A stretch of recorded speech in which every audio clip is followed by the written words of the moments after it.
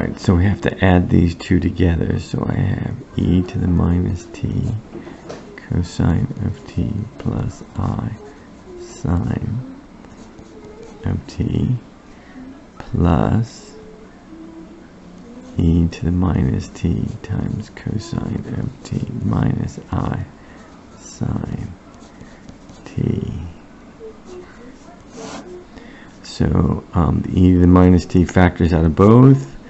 I have two cosine terms, and I have an I sine t minus I sine t, so that's going to add up to 0. And so my new solution is just that. I got to do the same thing for the y's. So I have minus 1 plus I e to the minus t times cosine of t plus I sine t, and I have minus I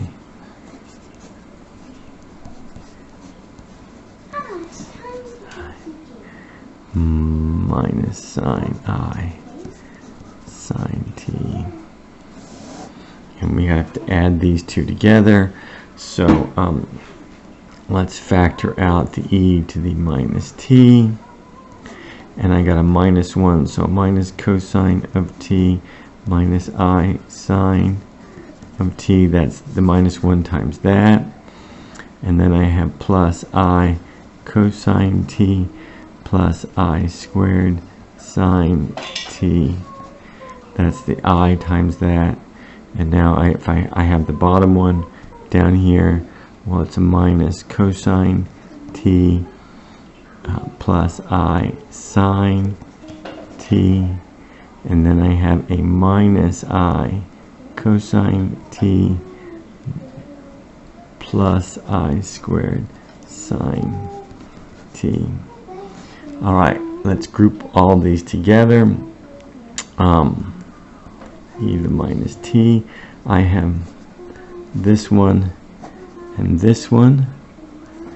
That's minus 2 cosine of t. I have this one and this one.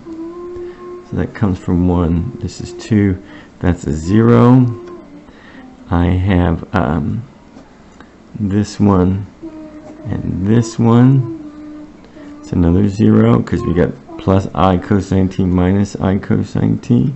And then I have this one, but minus I, or I squared, is minus 1 times sine of t, and over here I got a minus 1 times sine of t.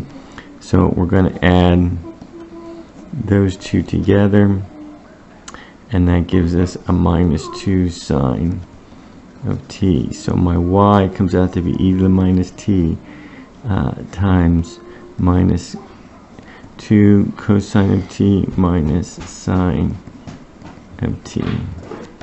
Alright, so now we have to validate this to see if there's solutions to our differential equation. Once again, our differential equation is this.